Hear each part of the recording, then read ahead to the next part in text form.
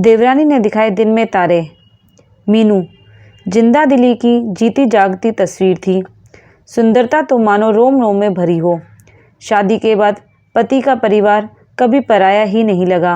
ननद को बहन जैसा मानना, देवर को भाई, सास ससुर तो माता पिता से बढ़कर थे।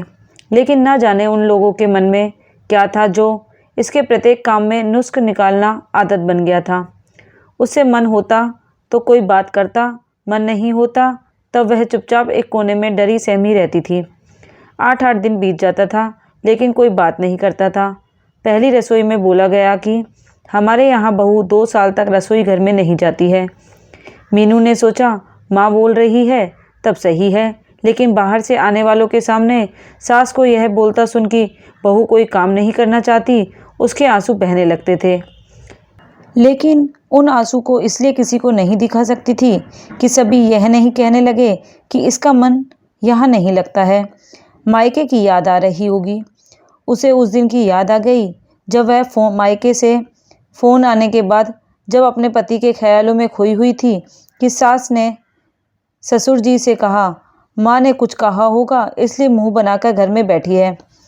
दिन रात होने वाली शिकायतों से परेशान रहने लगी थी। स्नान घर में बैठकर आंसू बहाना तो अब आदत बन गई थी। किससे कहती, क्या कहती, लेकिन उसके होठों की मुस्कान जो सभी के लिए थे वह हमेशा उसके दर्द को छुपा देते थे। एक बार उसके पिता आए तब देवर खिड़की से लगकर बात सुनने की कोशिश में लगा रहा। पिता के लाख पूछने पर कि क्या हुआ वह उत्तर में आंसू भी नहीं बहा सकी। उसे डर था कि सत्य उसे उसके पति से दूर नहीं कर दे। जब कभी खाना बनाने वह जाती तब किसी की आहट सुनकर सुशीला कहती, मीनू जाओ अंदर, यहाँ बाहर से आने वालों के सामने रहोगी तब पापा गुस्सा करेंगे। और फिर उसी आदमी के सामने रोना शुरू। मीनू तो कुछ करती नहीं है। मीनू यह सब सुनकर भी चुपचाप रह जाती। रीना तो हमेशा कहती रहती थी कि आपके आने के बाद मुझे बहुत काम करना पड़ता है, शायद इसलिए कि सास मीनू को कोई बहाने से मना करके वही काम रीना से करवाकर घर से बाहर तक बहू कोई काम नहीं करती है बताना चाहती थी। मीनू जब भी काम करना चाहती तब कोई ना कोई बहाने से बात करना बंद कर देती थी। मीनू को हिम्मत ही नहीं होती कि वह रसोई घर के अंदर जाए। मीनू माँ बनने वाली थी, उसे खड़े होकर रोटी नहीं सेका जा रही थी कि रीना ने जाकर माँ से क्या कहा कि अब तो घर में हल्ला शुरू हो गया। मीनू अपने आप को आग लगा रही थी। मीनू के लाख कहने पर भी उसकी किसी ने नहीं सुनी।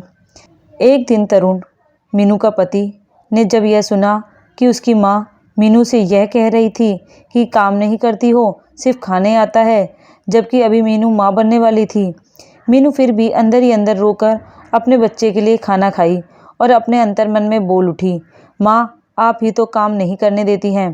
तरुण पिता माता से आज्ञा लेकर मीनू को अपने साथ कुछ दिन के लिए ले गया। इसी बीच वरुण की शादी हो गई। बहुत धूमधाम से शादी संपन्न हुई।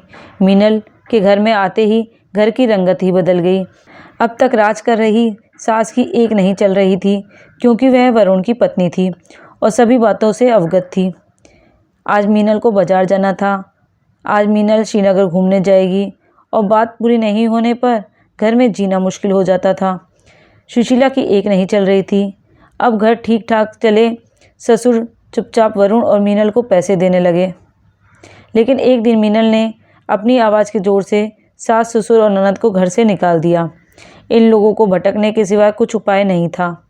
अब तरुण और मीनू को याद करके रोने के अलावा कोई उपाय भी नहीं था।